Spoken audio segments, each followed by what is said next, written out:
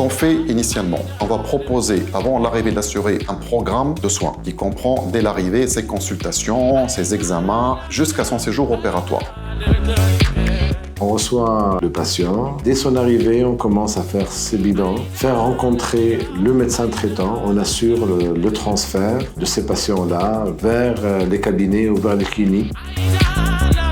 Une fois il a fini la chirurgie, on assure tout ce qui est soins quotidiens, tout ce qui est rééducation surtout, tout ce qui est réhabilitation et aussi après les contrôles hebdomadaires ou s'il le faut même quotidiens avec leur chirurgien. Surtout, on assure une bonne surveillance pour donner des informations aux médecins traitants qu'ils ont pris en charge au niveau des cliniques.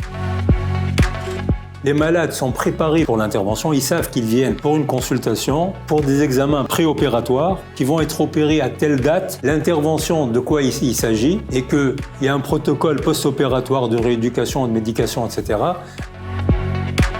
C'est des patients quand même dont la prise en charge est plutôt particulière ou difficile, qui demandent certaines dextérités ou certaines techniques ou un certain matériel. Et sur ces pathologies-là, il y a le feeling du médecin est très important. Faire des choses très spécifiques pour lui pour aboutir au maximum de résultats sans effet indésirable.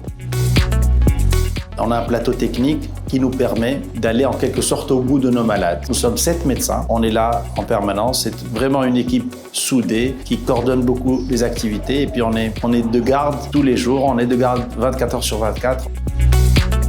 On a toujours gardé de très très bons contacts. Il y a des gens qui nous appellent à chaque fois pour nous tenir au courant de ce qui se passe. Il y a même des gens, quand j'étais à Abidjan, je les ai rencontrés. C'est quelque chose de très important pour nous et pour mon équipe, c'est une reconnaissance qui n'a pas de valeur.